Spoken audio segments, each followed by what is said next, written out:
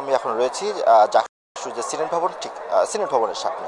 আপনাকে জানিয়ে রাখি, গতকাল যে ভোট শেষ হয়েছে বিকাল ৫টায়, আজকে প্রায় ২৪ ঘন্টা পার হওয়ার পরেও এখনও কিন্তু ফলাফল প্রকাশিত হয়নি। তবে আশার সংবাদ হচ্ছে ২১টি যে হল সংসদ, সেই হল সংসদের ভোট এর মধ্যে গণনা শেষ হয়েছে। এখন ১ ঘন্টার একটা বিরতি চলছে এবং এরপরেই কেন্দ্রীয় যে ছাত্র সংসদ, সেই ছাত্র সংসদের ভোট গণনা শুরু হবে।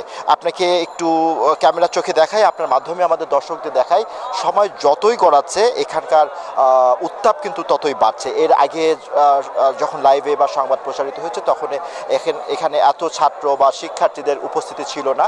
এখন অনেক শিক্ষার্থীদের উপস্থিতি আমরা দেখতে পাচ্ছি। এর আগে কিছুক্ষণ আগে বিভিন্ন দলের পক্ষ থেকে কিন্তু এখানে স্লোগান দেওয়া হয়েছে এবং তারা বলেছে যে জাকসু নিয়ে তালবাহানা চলবে না, অর্থাৎ তাদের মধ্যে এক ধরনের অনিশ্চয়তা, তাদের মধ্যে এক ধরনের শঙ্কা তৈরি হয়েছে। তারা বলছে যে ভোট শেষ হওয়ার প্রায় ২৫ ঘন্টা পার হলেও এখনও ভোট গণনা হচ্ছে না, এখনও ফল প্রকাশিত হচ্ছে না। তা নিয়ে কিন্তু এখানকার যারা শিক্ষার্থী, বিভিন্ন দল যারা রয়েছে, বিশেষ করে বাকছাস এবং স্বতন্ত্র প্রার্থী যারা রয়েছে, যে প্যানেল রয়েছে, তারা এখানে স্লোগান দিচ্ছে এবং তারা বলছে যতক্ষণ না পর্যন্ত ফল ঘোষণা না হবে, তারা ফলাফল না বুঝে পাওয়া পর্যন্ত এখানে অবস্থান করবে এবং তাদের যারা কর্মী সমর্থক রয়েছে তাদেরকেও ঐক্যবদ্ধভাবে এখানে অবস্থান করার জন্য কিন্তু আহ্বান জানানো হয়েছে। মোটা দাগে যদি বলি, ২৫ ঘন্টা প্রায় হতে চললো, এখনও ফলাফল প্রকাশিত হয়নি।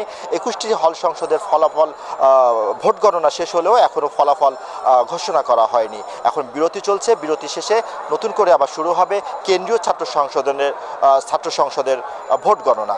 তো জাকসুর নির্বাচন নিয়ে এই ছিল আমার কাছে সবশেষ।